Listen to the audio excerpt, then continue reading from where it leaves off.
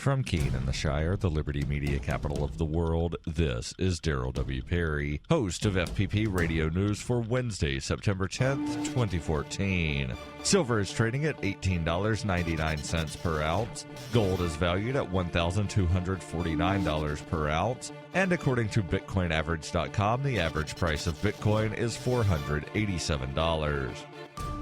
Antiwar.com reports President Obama invited congressional leaders to the White House yesterday to give them a preview of his coming speech on the ISIS war, with officials saying he wanted the Hill's backing on the conflict. Instead, he told them just how they don't matter. Obama told the leaders he would welcome anything that shows a united front behind his new war, but that he maintains, as he's always maintained, that he has the authority to launch the war without them.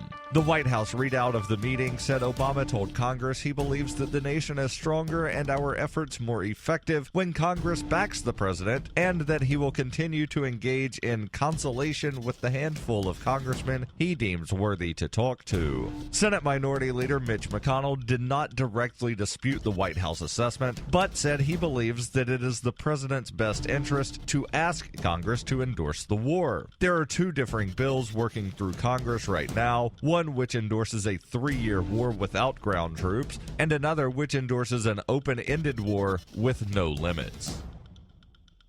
In the spirit of Motorhome Diaries and Liberty on Tour, I intend to take the message of peace, love, and liberty on the road. During the 104-day trip, I'll be visiting at least 10 cities across the country, speaking to people about the ideas of peace, love, and liberty. To find out more about the tour or to donate, visit tour.fppradio.com. That's tour.fppradio.com. The AP reports efforts by city leaders in Ferguson, Missouri to repair the local government's fractured relationship with its residents got off to a rocky start Tuesday at the first public meeting of the city council since Michael Brown's death.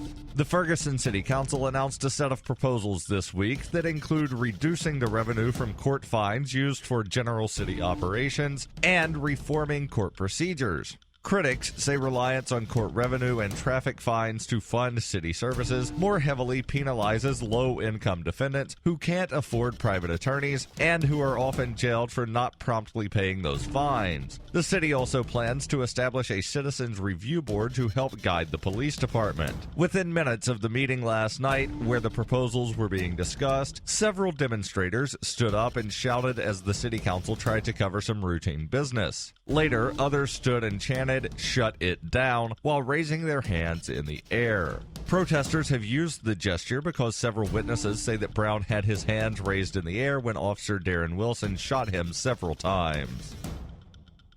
FPP Radio News is brought to you by Roberts & Roberts Brokerage. For over 35 years, Roberts & Roberts has been a trusted source for buying and selling your investment-grade precious metals. They now take Bitcoin for purchasing precious metals so you can turn your profits into a long-term investment. Call Roberts & Roberts today for knowledgeable advice on investing. 800-874-9760.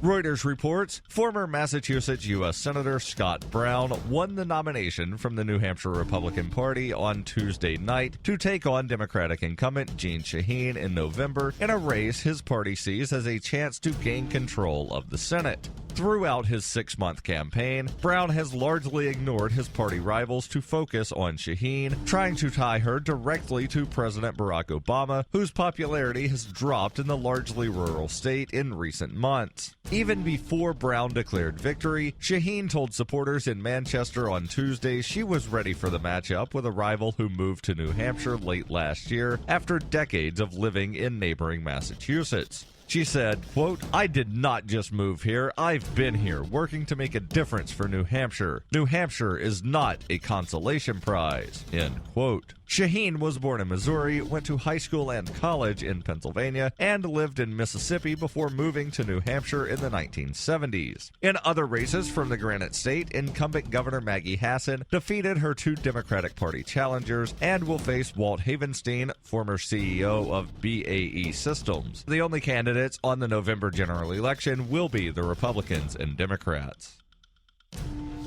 This has been FPP Radio News, online at fppradio.com.